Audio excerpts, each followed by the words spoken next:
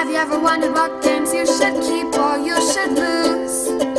Find out here at Purge Reviews. Panorama is a game we're going to be building panoramas, and the neat thing is it's cooperatively competitive, or competitively cooperative, however you want to look at it. This game, let me start here. It's going to be landscapes and nature themed. There's a lot of these games that were produced around the same period, and this one may have been lost in the shuffle, and maybe for good reason as we go through it. But when you build the panoramas, they are beautiful. The artwork in this looks great. Everything is very, very appealing to it, and the rules make sense as you're putting the little puzzles together that you're going to have. Now, the game is competitive, as in there will be a winner, and you want to score the most points based on the icons that you're putting out and kind of how they score against each other. You see this in a lot of card drafting and tile laying games. Cascadia comes to mind, where it's like, okay, how can I make this fit and score me the best? Where the game is a little tricky is that you're going to be playing between the person to your left and between the person to your right is where your panoramas are going to go down. So you will be collectively scoring with the person to your left and collectively scoring with the person to your right. If you ever play between two cities, it's going to work very similar to that. It takes that mechanism. This leads me into the first flaw for me, is that this game requires a lot of players. So 2 players, 4 players, it's going to work okay, but you really want as many as possible. As you can have all these different panoramas kind of going at the same time. More players is better. In this game, more players doesn't really drag it down as you're drafting cards, so it's all simultaneous. And really the only thing is when you get your card, am I play it here or am I going to play it there? And how is that going to score up? And you'll talk to both the players and try to decide where you're going to play it and what you're going to do. And how is it going to score for me, which may be different than how it's going to score for the people to your left and the right, as in they may not need it or may not be as important to them. And you kind of negotiate that out a little bit, I guess. But that's what you're doing in this game. It's okay. I mean, it's for the nature-themed games. It's all right. 5 or 6 on the BGG scale to me. The card drafting, I've seen it done in a lot of games, and this is probably not the first one I would go to. With the nature themes, it's not the first one I would go to. And then the simultaneous play to the left and right, that's fairly unique. I know between 2 cities, there's some other ones, but it's not done a whole lot. But once again, this is probably not the game I'm going to go to. What it does have in this corner, it does all of those things well and in a quick playing time. And it's simultaneous. If you do have a big group of people, you don't necessarily want to play a party game. This was fairly easy to teach and get up in a couple minutes. Everybody's playing and understanding it, and you can play with non-gamers too, so it does have that flex for it. For us, I don't know. I think more is better with this game, and we predominantly play 2, 3, 4 players, and I think this is what I'll just go ahead and pass on. I got some other nature games I think I'd pull off the shelf first, like Cascadia, and I don't think this is what I'll continue to go back to, so this one will be a purge for us. Panorama, which is a nice box here. It's going to open up with a magnetic thing right here. So you can see that kind of goes in. I really do like that touch. And a really striking cover, I think. When you open it up, they put a lot of artwork in here, which is great. We'll take a look at the rule book in a few minutes. You're going to get this little thing here. It just tells you if it's dusk or dawn, I suppose. You're going to get some tiles here, which will have the different awards you can have. These are fairly thick and nice. You're going to get 2 decks of cards in here that you'll play, so you play with 1 round.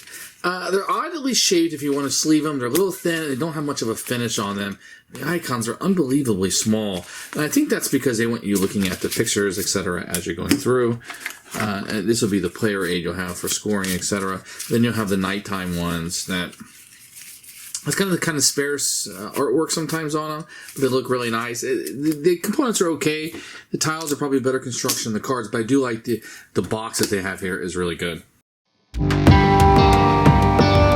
So here's the rule book, same picture from the front of the box. You open up, get a little bit of story and a picture of the components. Although it's probably one of the few rule books that doesn't need it. I think the time would have been better spent on the setup and a picture of that, I suppose. Number of players per cards, and take you through the gameplay. So this is everything you need to know for the game, etc. It's not a very difficult game. Then the playing cards, there's a couple of rules on that. You can see there's an example down here with pictures, examples over here in italicized, etc.